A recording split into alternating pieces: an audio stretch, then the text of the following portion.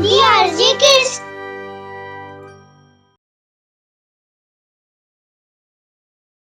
कहानी जादुई कलम। शांतिपुर गांव में भोंदूमल नाम का एक आदमी रहता था। वो हमेशा ही मेहनत करने की जगह चमत्कार में विश्वास रखता था। इसी वजह से वो बेरोजगार था और दूसरों की दया पर ही जीता था। लेकिन इस बात से उसे कोई पछतावा नहीं था। एक दिन वह ऐसे ही टहल रहा होता है, तभी वहाँ से एक फल वाला गुजरता है। अरे फल वाले भैया, फल कैसे है? बहुत बढ़िया है भैया, बहुत मीठे हैं। भोंदूमल उसके नजदीक जाता है और फल देखने लगता है। अच्छा, जरा ये अंगूर चखाना। ये लीजिए साहब। ठीक है, पर इतने भी अच्छे नहीं हैं। ये केले चखाओ जरा। ठीक है, ये लीजिए और बताइए कितने दर्जन चाहिए? अरे नहीं, मेरा पेट तो पहले ही भरा हुआ है, फिर कभी खरीदूंगा। भोंदूमल और फल वाले की सारी बातें उसका दोस्त हीरा पास से गुजरते हुए सुन लेता है। वो उसे कहता है कि यार भोंदूमल, तू कुछ काम क्यों नहीं ढूंढता? कब तक ऐसी दूसरों की दया पर जिएगा? अरे हीरा, तू भी कैसी बात करता है यार। अरे मुझे एक पीर बाबा ने कहा था कि मेरी किस्मत बहुत जल्दी चमकने वाली है। मैं इतना अमीर हो जाऊंगा कि मेरी कोई इच्छा अधूरी नहीं बचेगी। तो फिर मैं बेकार में मेहनत क्यों करूं? अब तुझे कौन समझाए, जो जी में आए कर। चमत्कार कर दो भगवान, मेरी झोली भर दो तुम। लड्डू तुम्हें चढ़ाऊंगा, मेरी पुकार सुन लो तुम। अचानक से बिजली कड़कने लगती है और आकाशवाणी सुनाई पड़ती है। तथास्तु। कौन? ये आवाज कहाँ से आई? मेरी इच्छा कहाँ और कैसे पूरी होगी, कृपया ये भी बताइए। अपने घर के फर्श को खोदने पर तुम्हें एक जादुई कलम मिलेगी। वो तुम्हारी हर इच्छा पूरी करेगी, लेकिन इस शर्त पर कि तुम्हें हर घंटे जादुई कलम से एक इच्छा मांगनी होगी, नहीं तो तुम हमेशा के लिए धरती में समा जाओगे। भोंदूमल खुशी से फूला नहीं समाता और जल्दी जल्दी अपने घर पहुंचता है। आज तो मेरी किस्मत चमकने का दिन है। बस एक बार वो जादुई कलम मेरे हाथ लग जाए, फिर आएगा मजा जिंदगी जीने का। भोंदूमल घर पहुंचते ही फावड़ा उठा लेता है और तुरंत खुदाई शुरू कर देता है। वो पहले अपना किचन 3 फीट खोद देता है, पर उसे वहाँ कुछ नहीं मिलता। फिर वो अपने कमरे में खुदाई शुरू करता है। वो अपने कमरों के चारों कोने खोद डालता है और वहाँ भी कुछ नहीं मिलता। वह इस बात से बहुत चिढ़ जाता है।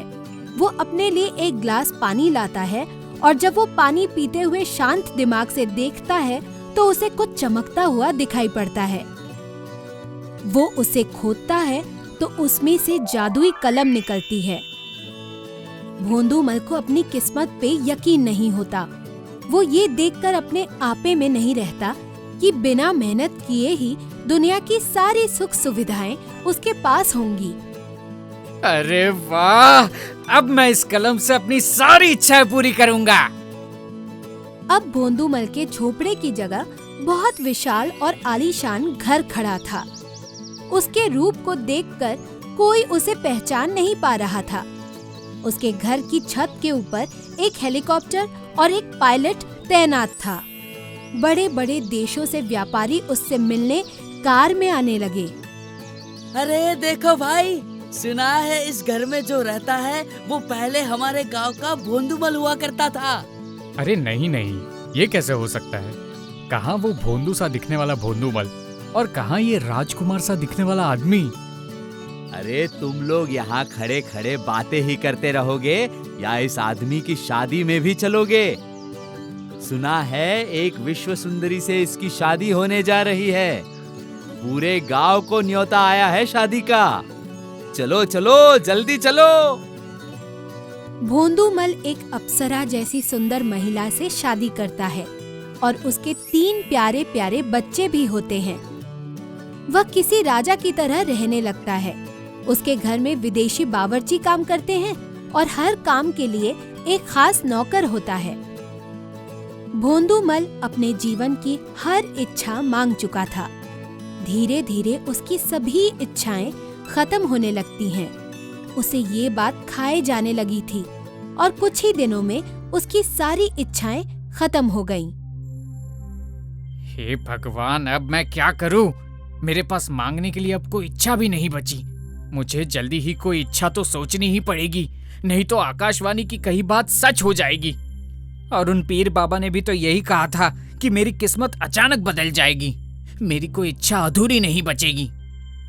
तो क्या उनके कहने का ये मतलब था? वो देखता है कि घड़ी में 11 बज रहे हैं और उसके पास अपनी इच्छा लिखने के लिए सिर्फ 1 घंटा बचा है। नहीं नहीं, मुझे उन बाबा के पास जाकर कोई उपाय पूछना चाहिए, लेकिन वो तो यहाँ से बहुत दूर रहते हैं। उनका ठिकाना ढूंढने का टाइम नहीं है। लेकिन मैं हेलीकॉप्टर से नदी के किनारे तो जा सकता हूँ। शायद फिर से आकाशवाणी मेरी मदद कर दे। लेकिन अगर नहीं की तो? अब उसके पास इच्छा मांगने के लिए सिर्फ 1 ही घंटा बचा था। घड़ी की सुइयों के साथ साथ उसकी धड़कनें भी बढ़ रही थी। लाख सोचने पर भी उसे कुछ नहीं सूझ रहा था। धरती में समाने का डर उसे खाए जा रहा था। वो घबराकर रोने लगा। जल्दी कुछ सोच भोंदूमल, 12 बजने में सिर्फ 1 घंटा बाकी है। जल्दी ही कुछ नहीं किया तो धरती तुझे निगल लेगी। ये बाबा भी पता नहीं कहाँ गायब हो गए। अब मैं क्या करूं? कोई आइडिया दिमाग में आने पर बचने की उम्मीद में वो उसी जगह जाता है जहां से उसे वो जादुई कलम मिली थी। जैसे ही आखिरी घंटा खत्म होता है, उसका समय भी खत्म हो जाता है। उसके पैरों के नीचे धरती फट जाती है और वो कलम हाथ में लिए भोंदूमल धरती में समा जाता है।